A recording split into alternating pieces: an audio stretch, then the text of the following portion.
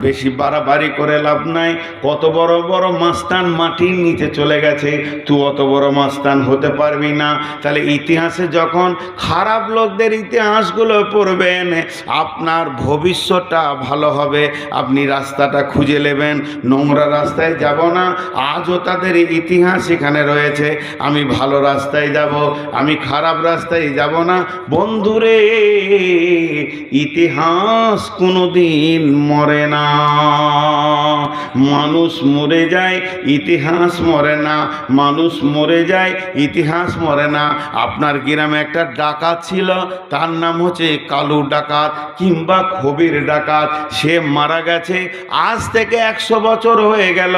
মানুষের মুখে মুখে তার ডাকাতের নামটা আছে। আর রাস্তার ধারে যদি তার কবর থাকে, আপনি কালকে মেয়ের বিয়ে দিয়েছেন, পরশুদিন আপনার বিয়াই বেড়াতে এসেছে, বিয়াইকে নিয়ে চা খেতে চললেন হরিশ্চন্দ্রপুর, একটু ঘুরতে চললেন। যখনই কবরের পাশ দিয়ে পার হবেন, চট করে বলবেন এটা কালু ডাকাতের কবরটা। কালু ডাকাতের হাড় হাড্ডি মিশে যাবে, ইতিহাস কোনোদিন মিটবে না। কখন ফেরাউন কি করেছে, আজও ইতিহাস জল করে জ্বলছে। এর জন্য বলা হচ্ছে ইতিহাস ভবিষ্যৎকে সাবধান করে।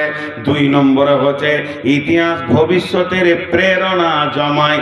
যখন দামি লোকের ইতিহাস পড়বেন, সাহাবীদের ইতিহাস পড়ব, যখন দামি লোকের ইতিহাস পড়ব, বড় বড় কবি সাহিত্যিক বিজ্ঞানীদের ইতিহাস ছেলেদেরকে এই জন্য পড়ানো হয়, তারা দুনিয়াতে ভালো নাম রেখে চলে গেছে, মানুষ তাদেরকে এখনো স্মরণ করে। এখনই যদি সাহাবীদের ইতিহাস বলতে লাগে, আপনার আমার চোখের পানি অঝর নয়নে বার হবে। তাহলে তখন আপনার মন বলবে আমার ছেলেটা যদি ওই রকম মানের মানুষ হতো তো ভালো হতো, আমি যদি ওই রকম মানের মানুষ হতাম তো ভালো হতাম। ইতিহাস ভবিষ্যতের প্রেরণা জমায়। 2টা হয়ে গেল। 3 নম্বর, ইতিহাস বড় নিষ্ঠুর, ইতিহাস কাউকে মাফ করতে পারে না। আমি এখানে গোটা বোর্ডে লিখতে গোটা বোর্ডটাকে লিখে শেষ করে দিব। ডাস্টার আসবে, এরকম করে মুছে দিয়ে চলে যাবে। এ পৃথিবী আমার আসল ঠিকানা নয়, মত একদিন মুছে দিবে হায় সকল রঙিন পরিচয়। পৃথিবীতে যত কিছু লিখবেন মুছে দেয়া যাবে, কিন্তু ইতিহাস মুছা যাবে না। মানুষ মরে গেল, ইতিহাস মরে না, বড় নিষ্ঠুর। 3টে হলো। 4 নম্বর, ইতিহাস কি করে, মানুষের পরিস্থিতিকে কন্ট্রোল করে। মানুষের পরিস্থিতিকে কন্ট্রোল করে। মা আমার, বোন আমার, খালা আমার, একটু আগে বললাম রসুলের বিবি 5 ওয়াক্তের নামাজ পড়েনি। রসুলের বিবি একমাত্র বিবি যিনি আল্লাহর সালাম পেয়েছেন। এত দামি মেয়েটা কোনো দিন 5 ওয়াক্তের নামাজ পড়েনি। এখন লোক বলবে তা কি করে হয়, আপনাদের মন বলছে তা কি করে হয়, এটা কোনো দিন হতেই পারে না। জি হ্যাঁ, তার মানে হচ্ছে হযরতে খাদিজার কবর আছে কোথায়? খাদিজার কবর আছে মক্কা মুকাররমাতে, বাকি বিবিদের কবর আছে মদিনা মুনাওয়ারাতে। ইতিহাস বলছে খাদিজা যেদিন মারা যায় তার 2 থেকে 2.5 বছর পর রসুলের সাবে মেরাজ হয়। মেরাজের রাত্রিতে আল্লাহর কাছে তিনি যান, আর ওই রাত্রিতে 5 ওয়াক্তের নামাজটা আমাদের কাছে আসে। তার মানে খাদিজা যতদিন বেঁচে ছিলেন 5 ওয়াক্তের নামাজটা পৃথিবীতে আসে নাই, ফরজ হয় নাই, জাকাত ফরজ হয় নাই, হজ ফরজ হয় নাই, উমরা হয় নাই, পর্দা ছিল না, এগুলো সব বাদ ছিল।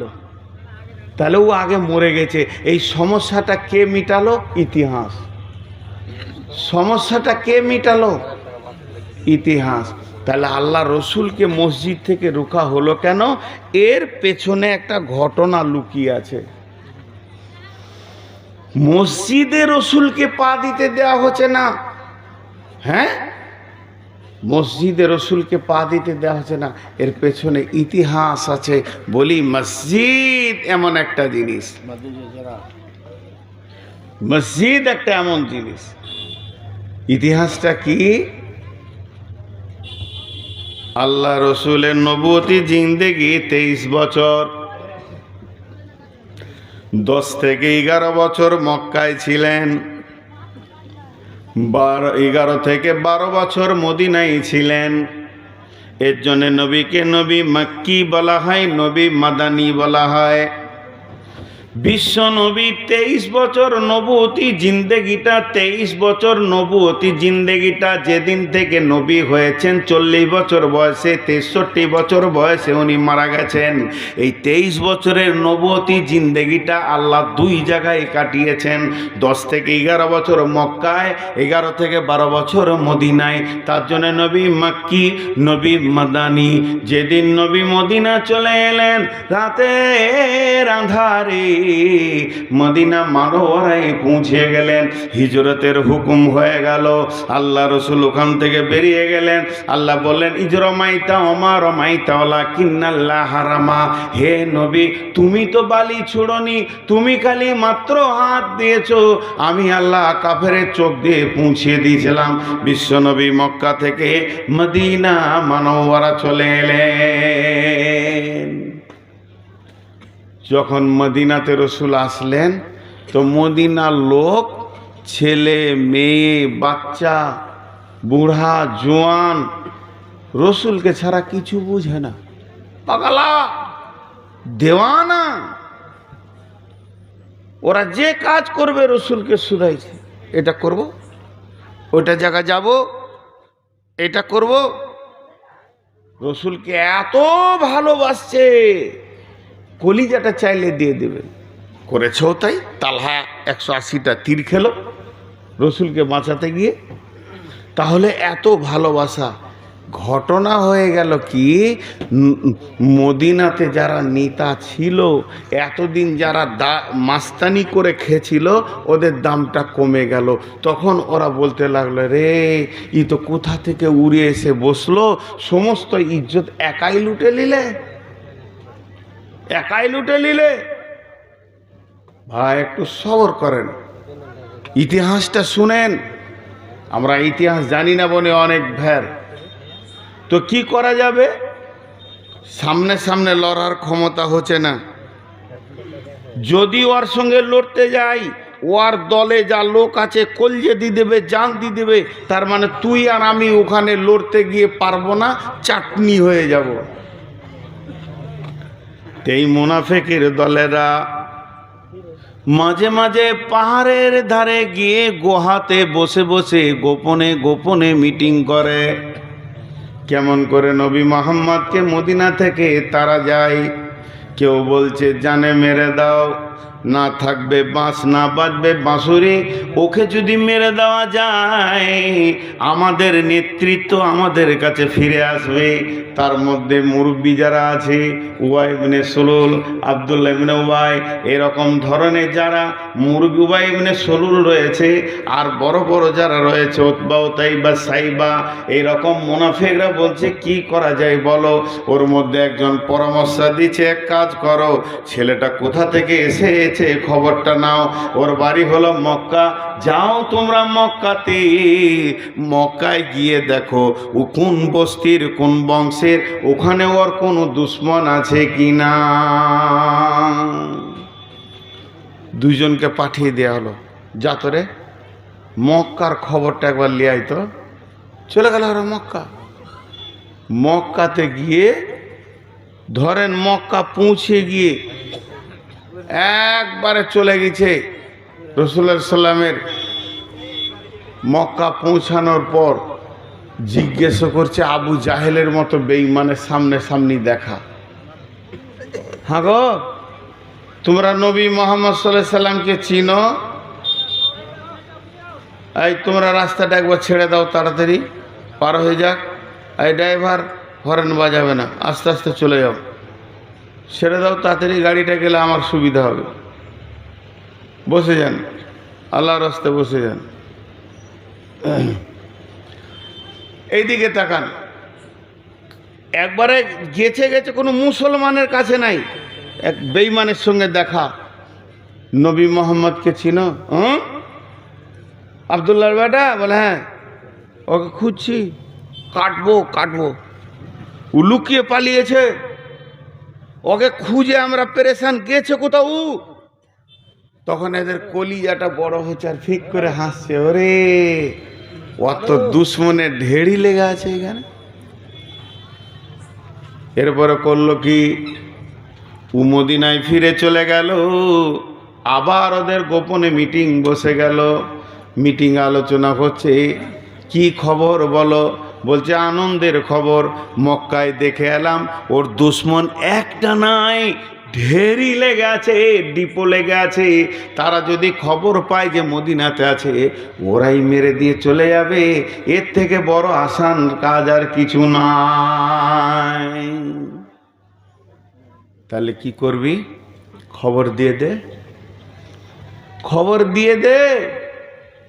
তো খবর দিলে সে থাকবে কোথাও? ওরা গাছতলায়, মরুভূমিতে থাকার জায়গা নাই।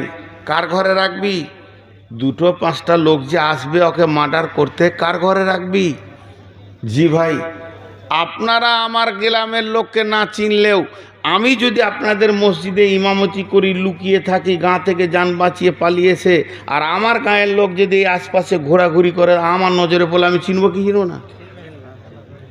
তাহলে যার ঘরে রাখবি তার জান যাবে, ওদেরও জান যাবে।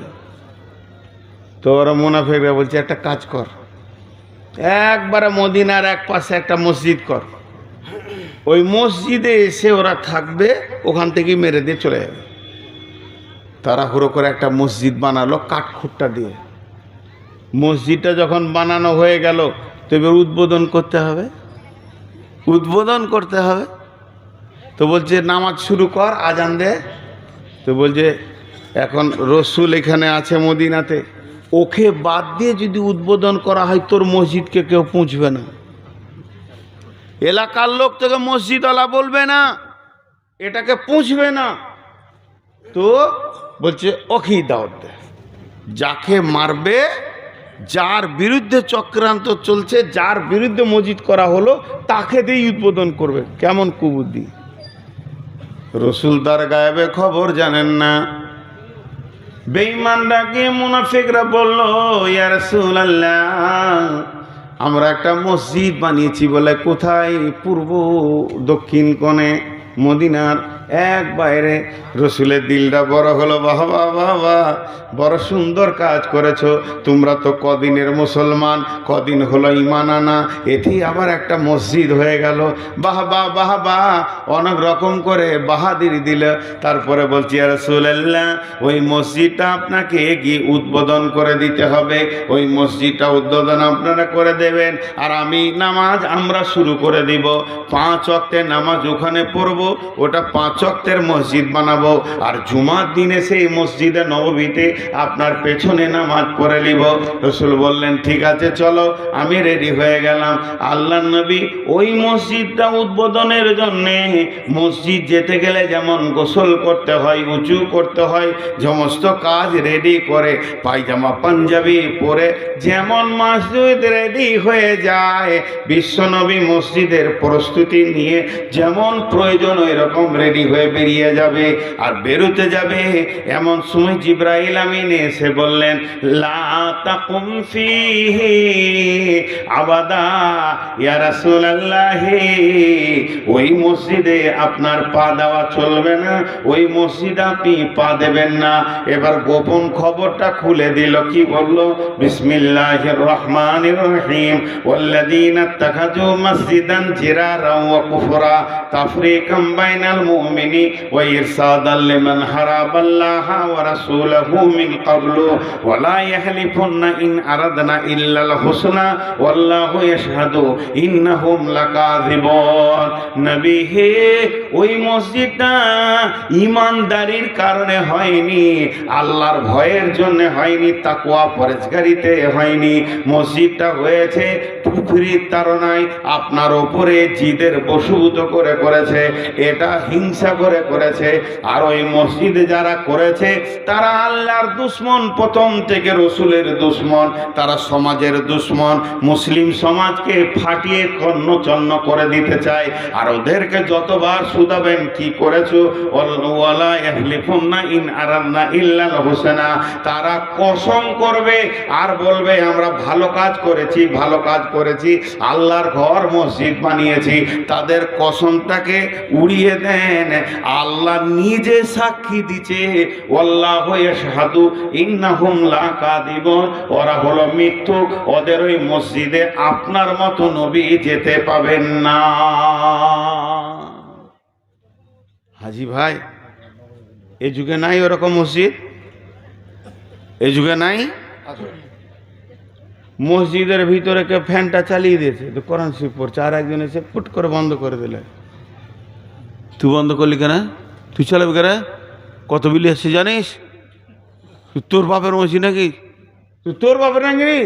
জায়গা তো আমার দাদা দিয়েছে, আমরা তো বানালাম, এটা তো আমার বাপের মসজিদ। যা তোদের মসজিদের নামাজ পড়ো না।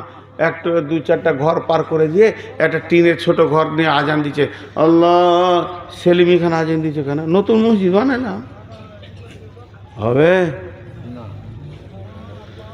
ঝগড়া করে হবে না। কোরআন বলছে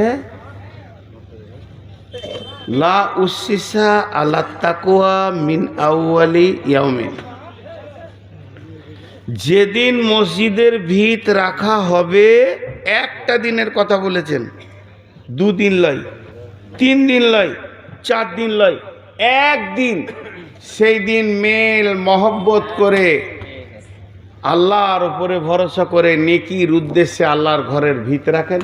গায়ে হাজারো মসজিদ হয়ে যাক, অসুবিধা নেই, কিন্তু ঝগড়া করে মসজিদ বানানো যাবে? আমাদের হাজারো আছে মসজিদ। ঝগড়া করে যে মসজিদটা বানাবে ও মসজিদে নামাজ হবে না, ও মসজিদে মুমিন পা দিতে পারে না।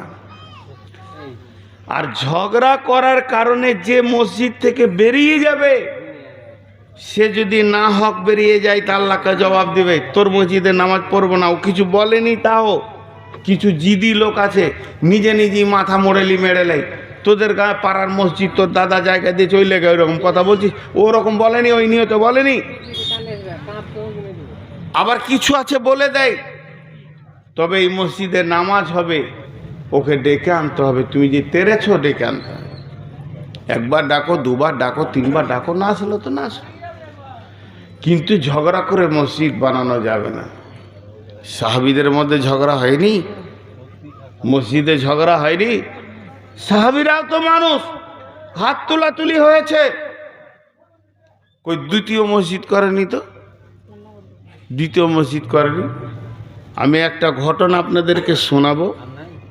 একটা বিখ্যাত আলেমের কাছ থেকে আমি শুনেছি, উনি আমার গ্রামের পাশে বক্তব্য রাখতে এসে বলেছিল, আমি শ্রোতা হয়ে বসে শুনেছিলাম, ওইটা শোনাচ্ছি। যদি আপনাদের জানা থাকে বরাতটা দেবেন। আর আমিও ওটা রিসার্চ করছি, এখনও পাইনি, তবে ঘটনাটা শোনাচ্ছি। এখন আমি পাইনি হাদিসে, তবে একজন বড় আলিম বলেছেন মসজিদে নববীতে সাহাবীদের মধ্যে ঝগড়া হয়েছে। কেমন ঝগড়া? একটা সাহাবী এরকম একটা কাঠের খোঁটা, মজবুত বড় খোঁটা নিয়েছে, এইটা ধরেন মেন গেট, গেটের মাঝেলায় একটু পাশে ইধার ওধার করে গেড়ে দিয়ে ওটাকে সিলিয়ে দিয়ে মজবুত করে দিয়েছে। ওর কাজ নাই ঘরে, ওইটা করেছে যে মসজিদে সময় কাটাচ্ছে, 2 রাকাত নফল নামাজ পড়ে সুবহানাল্লাহ সুবহানাল্লাহ আলহামদুলিল্লাহ পড়ছে, সময়টা ঠিক কাটাবো, গাফলতির সঙ্গে কাটাবো না। আর একজনেরও বাড়িতে কাজ নাই, বললাম সাহাবীদের কাজ না থাকলে মসজিদে সময় কাটাতো, ঠিক আজান হয়নি, নামাজের টাইমও লয়, অসময়ে ও মসজিদ ঢুকছে, তো এমনি করে তাকিয়ে দেখছে, খোঁটা কেন রে শালা, যত মাথা মোটা কি মদিনায় দিবাস করে নাকি রে? মসজিদের গ্যাসের পারে খোঁটা, মানে খোঁটাটাকে হিলাতে হিলাতে অক করে তুলে দিয়ে ছুঁড়ে ফেলে দিয়েছে, ফেলে দিয়ে উজু করে মসজিদ ঢুকে ও নফল নামাজ পড়ছে। তখন যে খোঁটা গেড়েছিল ও দেখতে আসছে যে খোঁটা খোঁটা করছে কেন মসজিদের ভিতরে, বাইরে বেরিয়ে দেখে নাই, ওই দূরে পড়ে আছে। তখন ওর পিছে বসে বসে তসবিহ করছে, সালাম ফির, তারপরে দেখছি তোকে। কেমন ঝগড়া শুরু হলো? আমরা আল্লাহর নামে ধ্যানের সঙ্গে নামাজ টামাজ পড়ে সালাম ফিরছে, সালাম ফিরা হলো, ওর পিঠে হাত দিয়ে বলছে আসসালামু আলাইকুম। ওয়ালাইকুম সালাম। কত পাওয়ার, হালকা মিষ্টি কথা দিয়ে বলছে খোঁটাটা তুমি তুলেছ? একদম বলছে কে? তুই গেড়েছিস নাকি না? এবার পার বাড়ছে, তুই গাড়লি কেন, তুই তুলি কেন, তোকে গাড়তে কে, তোকে তুলতে কে বলেছে? মসজিদে চিল্লাচিল্লি, দুইজন রসুলের সাহাবী। আল্লাহ রসুল ছিলেন হুজরাতে, ওদের চিল্লাচিল্লি সাউন্ড শুনে আস্তে আস্তে করে এসে বলছে এই চুপ করো। মসজিদে চিল্লাচিল্লি করতে হয় না জানো না? তোমাদের মাথায় কোনো জ্ঞান নাই? মসজিদে জোরে জোরে কথা বলো, বেয়াদব। তখন ওরা দুজন মাথা নামো করে বলছে, আর সব জড়ো হয়ে গেছে, সাহাবীরা সবাই জমে গেছে ওখানে। একজন মাথা নামো করে বলছে আমি খুঁটা গেড়েছিলাম। হ্যাঁ, খুঁটা গাড়া কি না, খুঁটা গেড়েছিলাম। ও বলছে আমি খুঁটাটা তুলে দিয়েছি। ওই লেগে আমাদের এই যুগ হলে নিজেরটা কেউ বলবে না, পরেরটা বলবে ও খুঁটা গেড়েছে, ও তখন বলবে ও তুলেছে। আর ওরা নিজেরটা বলছে আমি খুঁটা গেড়েছিলাম, বলছে আমি তুলে দিয়েছি। কি খুঁটা? বলছে ওই দরজার পাশে, মেন গেটের পাশে একটা বড় খুঁটা গেড়ে দিয়েছিলাম। তখন বলছে আমি তুলে ফেলে দিয়েছি। ওই লিয়ে ঝগড়া। মসজিদে বসে গেল, মসজিদে বসিয়ে দিলেন, সাহাবীরা বসে রয়েছেন, বাদী বিবাদী ঝগড়া করনেওয়ালা দুইজনও বসে রয়েছে। আর বিশ্বনবী হয়ে গেলেন চিফ জাস্টিস, এবার বিচার শুরু হয়ে গেল। এবার নবীজি বলছেন ও খুঁটা উঠানেওয়ালা, খুঁটাটাকে তুমি তুলে ফেলে দিয়েছো, কেন তুলেছো? তোমার দিলের নিয়ত, মনের নিয়ত, অন্তরের নিয়তটা আমাকে খুলে খুলে বলো। ও উঠে দাঁড়ালো, মাথা নামো করে মুজরিমের মতো লজ্জার সঙ্গে বলছে ইয়া রাসূলুল্লাহ, এটা মসজিদ, মসজিদের আশেপাশে মসজিদকে আপনি সাফ রাখতে বলেছেন, ওই জন্য ওটাকে আমি পরিষ্কার করে দিয়েছি আল্লাহকে রাজি করার জন্যে। মসজিদের পাশে খুঁটা থাকবে, খারাপ লাগবে, আবার আন্ধার রাত্রিতে যদি টক্কর লেগে যায় পড়ে যাবে, বিপদ হয়ে যাবে। আমি চারিদিকে উঁচু নিচু 5-7 ভেবে ইয়া রাসূলুল্লাহ আমি খুঁটাটাকে তুলে ফেলে দিয়েছি। হাজি যেটি লোক বসে আছেন আপনারা একবার, এই টোটোওয়ালা ঠিক বাজাবি না তুই। টোটোওয়ালা আমি দেখতে পারি না, রাস্তার মাঝে হাঁটবে এরা, যাদের বিবেক মেরে দেয় আল্লাহ তাদেরকে টোটো কেনার তৌফিক দেয়। ও আবার এতগুলার মাঝে টিক করে বাজাইছে, হুঁশ হচ্ছে না যে লোকগুলো জেগে আছে, বেয়াদব। তো এবার বলেন ওই যে খোঁড়া তুলে ফেলে দিয়েছে, ঠিক করেছে না ভুল করেছে? এতগুলো লোক একটু সাউন্ড দেন, ঠিক করেছে না ভুল করেছে? পরিষ্কার করে দিয়েছে, ঠিক করেছে। আল্লাহ রাসূল বল তুমি বসো, তোমার বলা হয়ে গেছে, বসো। ও খুঁটা গাড়নেওয়ালা, তুমি তোমার অন্তরের নিয়তটা বলো, কি কারণে তুমি খুঁটাটা গেড়ে দিলে? তখন বলতে লাগলো ইয়া রাসূলুল্লাহ এটা হলো মদিনা, এটা হলো মদিনা মানবরা, এর উত্তরে রয়েছে শাম সিরিয়া, দক্ষিণে রয়েছে মক্কা। এর উত্তরে শাম আর সিরিয়া, দক্ষিণে মক্কা। যেমন আপনাদের মসজিদটার সামনেই রয়েছে মেন রোড, তেমনি মসজিদের সামনে রয়েছে মেন রোড। মক্কার লোকেরা শামে যায় ব্যবসা করতে, আর ওখান থেকে মাল নিয়ে মক্কায় ফিরে। শামের লোকেরা মক্কায় যায় ব্যবসা করতে, ওখান থেকে মাল নিয়ে শামে ফিরে। ওরা যে চলাফেরা করে এই মসজিদের নববীর সামনে দিয়ে যায়, তারা বুঝাই করে করে মাল নিয়ে যায় গাধা, উঁটে, ঘোড়াতে। আবার নামাজের যখন টাইম হয়ে যায় তারা ওই উঁট, গাধা, ঘোড়াগুলো মরুভূমিতে ছেড়ে দিয়ে নামাজ পড়ে। তাদের মনগুলো নামাজে বসে না, তারা তাড়াহুড়ো করে নামাজ পড়ে। আমি খোঁটাটা ঘেরে দিলাম, ওই বণিকের দলেরা, ব্যবসা বাণিজ্যের লোকগুলো তাদের উঁটগুলোকে খোঁটাতে বেঁধে দিবে, যে ধীরে সুস্থে নামাজ পড়বে। ঠিক করেছে না ভুল করেছে? তাহলে ও ঠিক করেছে, এইও ঠিক। হ্যাঁ, সমাধানটা মুশকিল নাই, রসুলের কাছে কিছু মুশকিল আছে। এবার আল্লাহ রসুল বিচারের ফাইসালা দিছে। ও খুঁটা গাড়নেওয়ালা আর খুঁটা তুলনেওয়ালা, তোমরা চিল্লাইও না, একে অপরকে মাফ করে দাও, মুসাফা করে নাও। তোমাদের দুজনের নিয়তের কারণে তোমরা দুজনেই জান্নাতি। একজনা এসে সুইচটা অফ করে দিয়েছে ফ্যানের, তার নিয়ত যে আমার বাবার টাকা বাঁচবে, তাহলে মসজিদের টাকা বাঁচবে। আর একজন ফ্যান চালিয়ে কোরআন তেলাওয়াত করছে, তার নিয়ত জান ঠান্ডা থাকলে পড়তে ভালো লাগে। এমনি দ্বিতীয় মসজিদ করতে হবে না, ঝগড়া হবে। ঝগড়া হওয়াটা গুনাহ নয়, আর ঝগড়া হওয়াটা খারাপ নয়। আমি এখানে বসে আছি, চিল্লাইতে লাগলাম ইনার ওপরে ওনার ওপরে, খানিকক্ষণ ঝগড়া হলো, এটা খারাপ মনে করবেন না, না ওনাদেরকে মনে করবেন না আমাদেরকে মনে করবেন, কারণ মানুষের ভিতরে এটা আছে। আর বিশ্বের নবীর ইন্তেকালের পর নবীর মাথা থেকে পা পর্যন্ত ঢেকে দেওয়া হয়েছিল। জোরে বলো সুবহানাল্লাহ। কেউ না দেখি, সাহাবীরা সবাই এসে নবী মুস্তাফার চারিদিকে দাঁড়িয়ে দাঁড়িয়ে অঝম্মনে কাঁদছেন।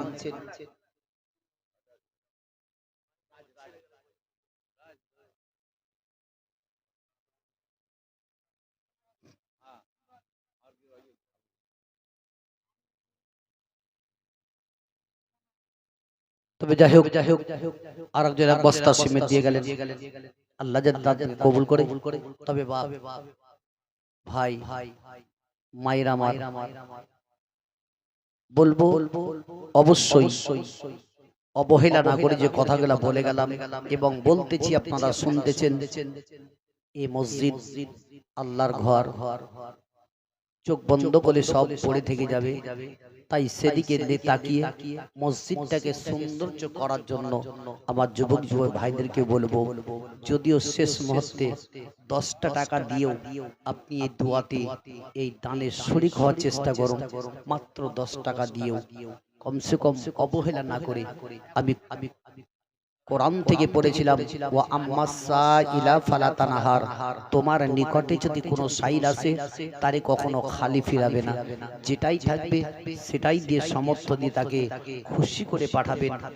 এ মায়ের আমার, যাই হোক যে ভাই আমার বন্ধু বলেন তো, বন্ধু সঙ্গী সাথীর মধ্যে বলে বলুন।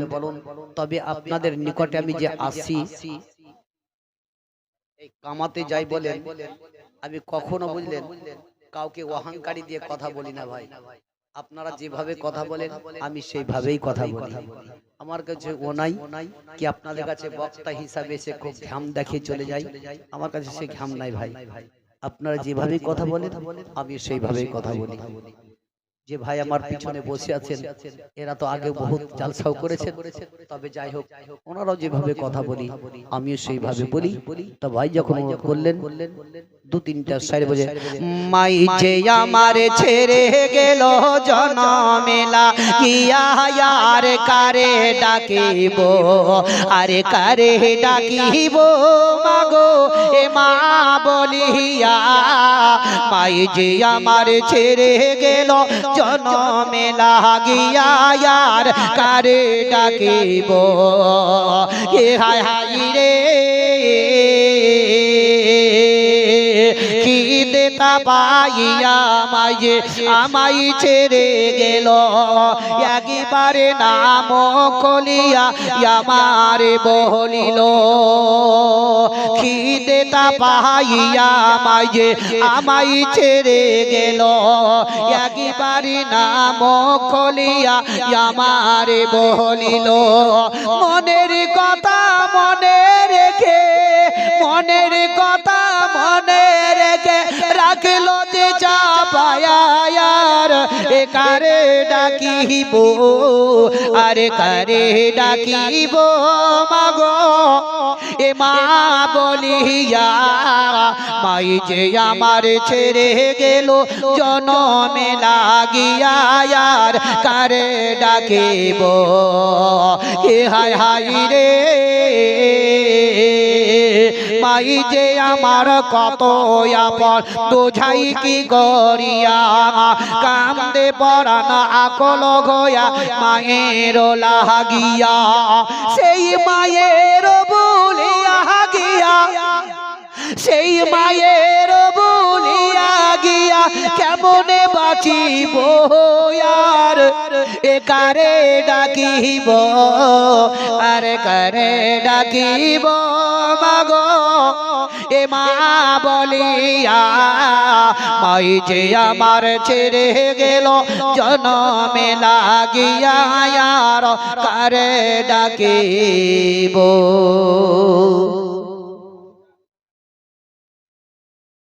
5 টাকা কম 100 আর 5 টাকা কেউ দিয়ে 100 টাকা পোলা করে দাও তো ভাই দেখি 5 টাকা দিয়ে মৌলভী সাহেব যখন বলে 5 টাকা কম যাক মাশাআল্লাহ 100 টাকা পরিপূর্ণ দিয়ে 5 টাকা দিলে পরিপূর্ণ হয়ে গেল। যাক ভাইরা আমার মায়েরা আমার দরদি জননীরা আমার বহুত দিয়েছেন দিতে আছেন দিতেই থাকুন। আপনাদের নিয়ে একটা ডালি কিসে ভর্তি হয় বলুন তো? 5 রকম ফুল দিয়ে ডালিটা ভর্তি হয়, হয় না? এই মসজিদ যখনই তৈরি হবে দেখবেন একজনের টাকাতে নয় 5টা লোকের টাকা নিয়ে তৈরি হয়।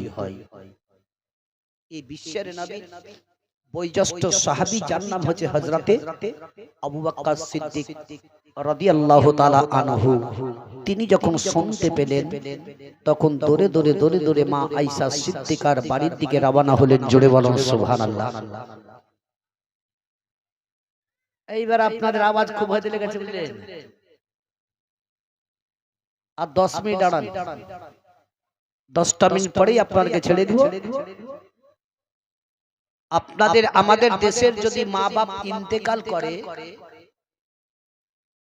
তো দেখবেন পাড়া পড়শির লোকেরা ছুটে ছুটে আসে, আসে না? আসে তো, আত্মীয় স্বজন সকলে আসবে দেখবে। ওইরূপ হযরতে আবু বকর সিদ্দিক রাদিয়াল্লাহু তাআলা আনহু মা আয়েশা সিদ্দিকার বাড়িতে এসে হাজির হয়ে গেলেন। এমন সমাধি বিশ্বের নবীর মাথার কাছে সিদানের কাছে আবু বকর সিদ্দিক আপন বসে গেলেন। আর আবু বকর সিদ্দিক রাদিয়াল্লাহু তাআলা আনহু ওয়াজার নয়নে কেঁদে বলেন, ইয়া রাসূলুল্লাহ, ইয়া হাবিবাল্লাহ, নবী গো, আমি আবু বকর আজকে আমি সঙ্গে হারা হয়ে গেলাম, আমি একা হয়ে গেলাম। যেমন আপনাদের আমাদের যদি মা ইন্তেকাল করে যায়, একদিকে বেটি কেঁদে কেঁদে বলবে, মা গো আমি আজকে মা হারা হয়ে গেলাম। ছেলেরা বলবে, মা ধরে বলবে, মা গো আমি আজকে মা হারা হয়ে গেলাম গো মা।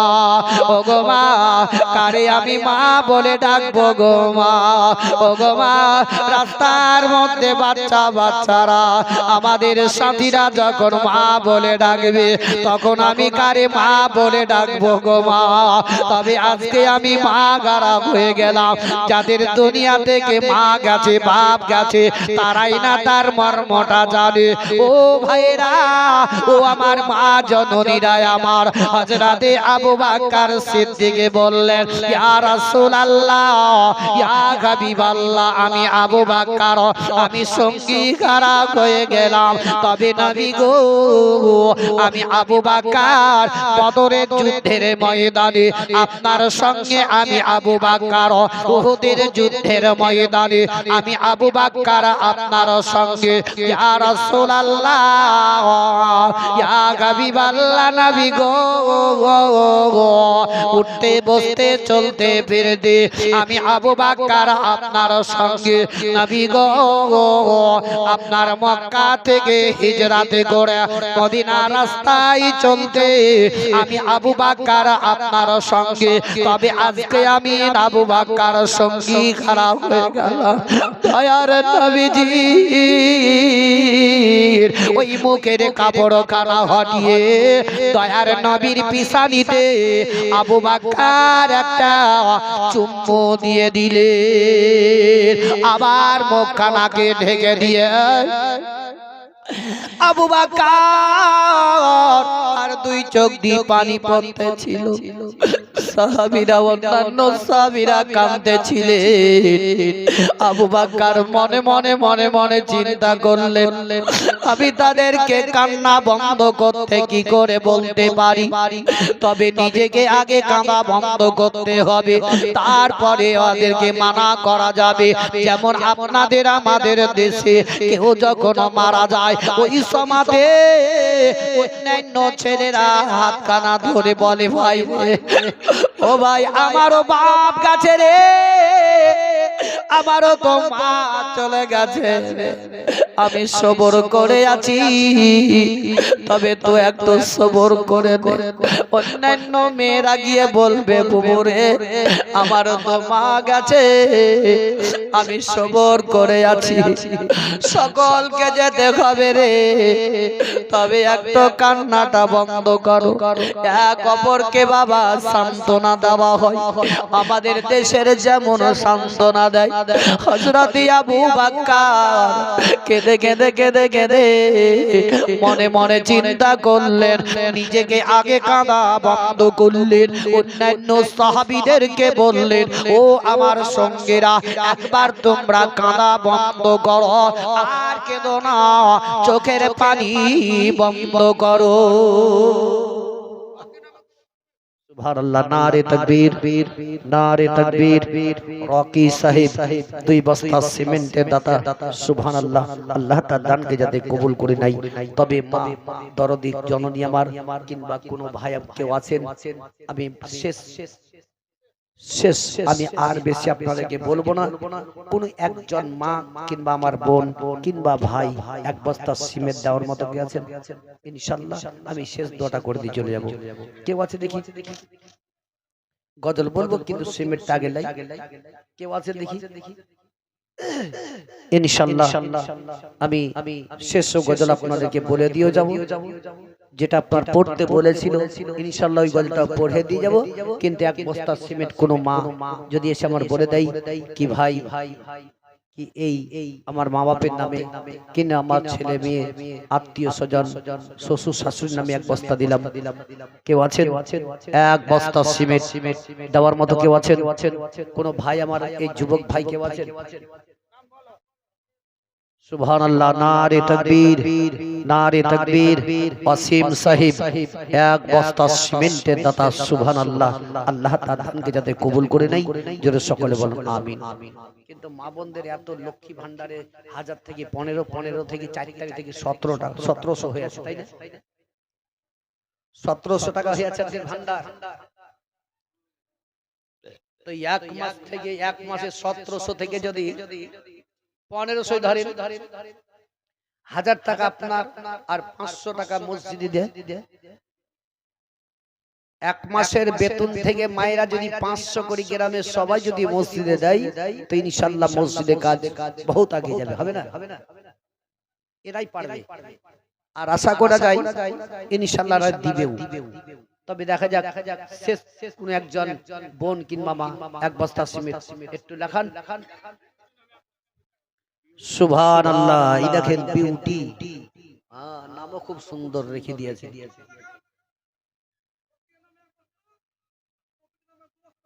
শফিক নামে 2 বস্তা, আর রোকিয়া নামে 1 বস্তা, বিউটি নামে 1 বস্তা। সুবহানাল্লাহ, মাশাআল্লাহ।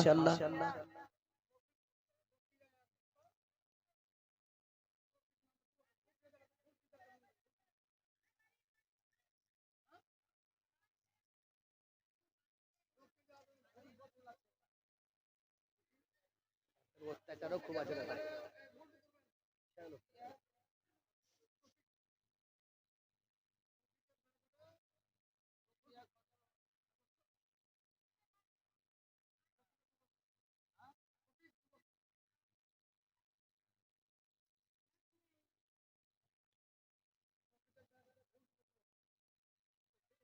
যাই হোক সুবহানাল্লাহ।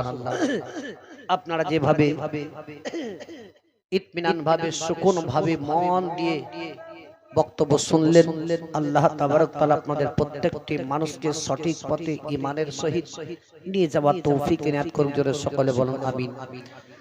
আল্লাহর নবী নূরের নবী, আল্লাহর নবী নূরের নবী, যাহার নাই গো তুলনা, নূরে ঝলমল ঝলমল করে সোনার মদিনা।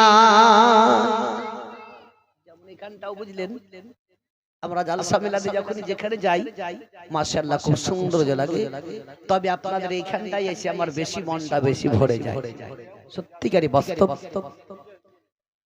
তো আল্লাহ তাবারক তাআলা আপনাদের প্রত্যেকটা মানুষকে এবং আমার মা বোনদেরকে এই জীবনী কাহিনী শুনে যদি একটুকু পরিবর্তন যদি হতে পারে, তবে আপনার ইহকাল পরকালেও লাভবান হবেন।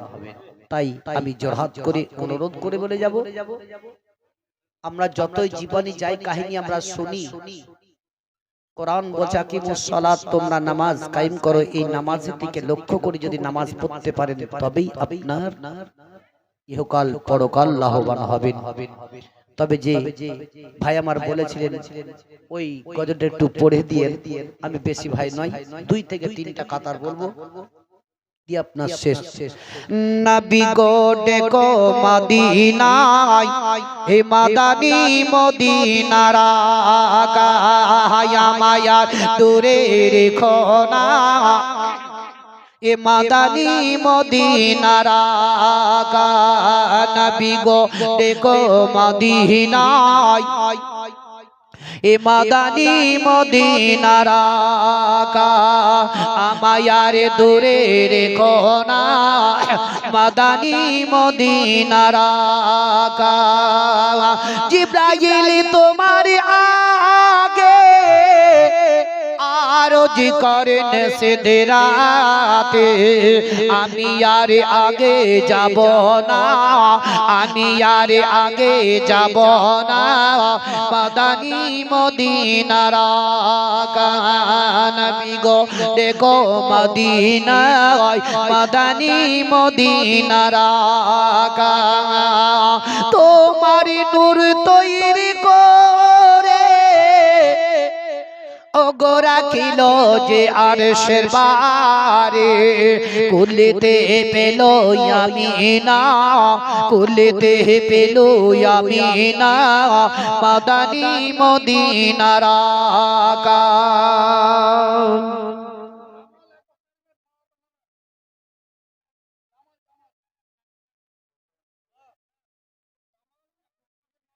জামাল এক বস্তা সিমেন্ট মা বাপের নামে আল্লাহ তাবারক তাআলা ওনার মা বাবাকে যাতে জান্নাতবাসী করে দেয়, জোরে সকলে বলুন আমিন।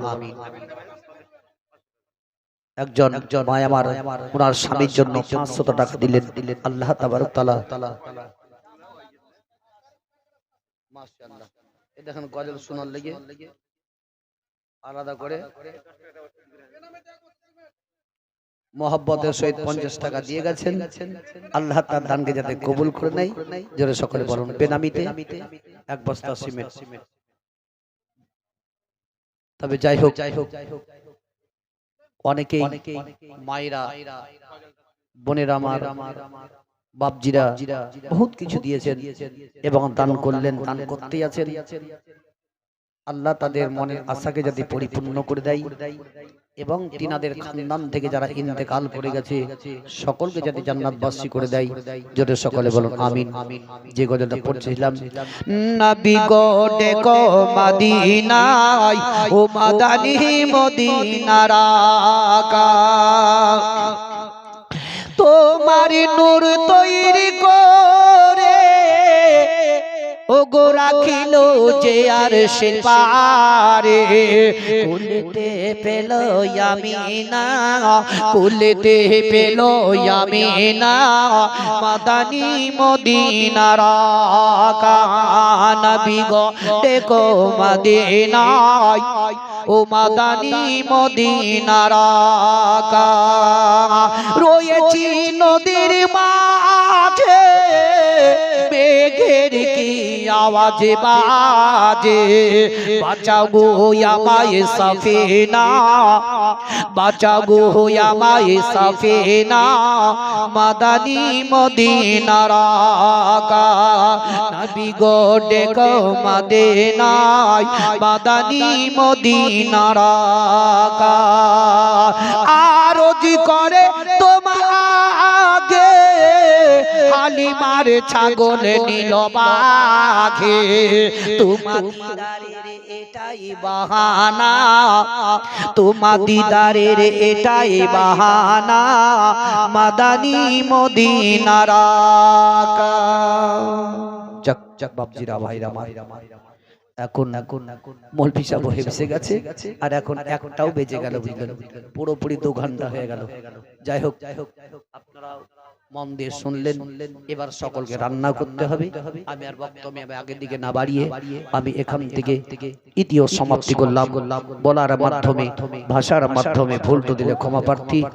ওয়া মা আলাইনা ইল্লাল বালাগ। আসসালামু আলাইকুম ওয়া রাহমাতুল্লাহি ওয়া বারাকাতুহু।